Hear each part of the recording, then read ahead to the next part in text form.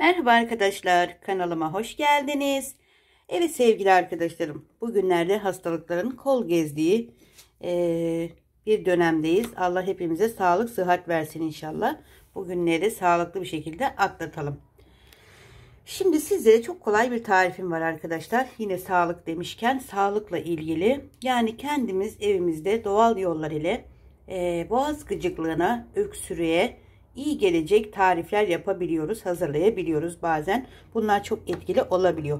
Bu da bunlardan bir tanesi. Çok basit. Eğer kuru öksürüğünüz var ise, gerçekten özellikle sabah kalktığınızda çok öksürüyorsanız ya da gün içerisinde hiç fark etmez. Yapmanız gereken, şöyle bir fincanımızın ya da bardağımızın içerisine sıcak suyumuzu koyuyoruz. Sonrasında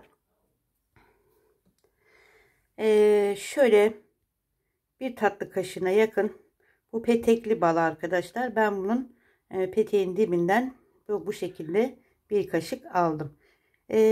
Şöyle bir tatlı kaşığına yakın balımızı suyun içerisinde iyice çözdürüyoruz. Sonrasında o çözülürken içerisine yarım limonumuzu iyice sıkıyoruz arkadaşlar. Çekirdekleri var ise alalım. Mesela benim kaçtı, şimdi alacağım. İyice bal ve limon su ile özleşsin sevgili arkadaşlarım. İçerisine çok az bir miktarda zerdeçal ekleyebilirsiniz. Ama zerdeçal eklemek istemiyorum, bana dokunuyor, alerjim var diyorsanız da sadece bal ve limon su ile gerçekten öksürüğünüzü şıp diye kesebilirsiniz. Nereden biliyorsun diye sorarsanız, tabii ki de ben doktor değilim. Hiçbir zaman bunu ben doktorum ya da ben şuyum ben buyum demedim. Ama kendim evde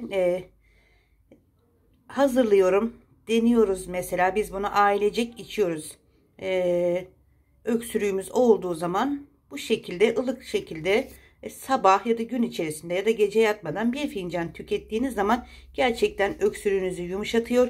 Çok da iyi geliyor arkadaşlar. Ayrıca bu karışım zayıflamanıza da yardımcı olacaktır. Denemenizi tavsiye ederim. Limon tansiyonu oynatabiliyor. Sadece limondan dolayı tansiyon hastaları birazcık daha dikkatli kullanabilir. Görüşürüz sevgili arkadaşlarım. Sağlıklı günler diliyorum. Bir kerecik de olsa denemenizi tavsiye ediyorum.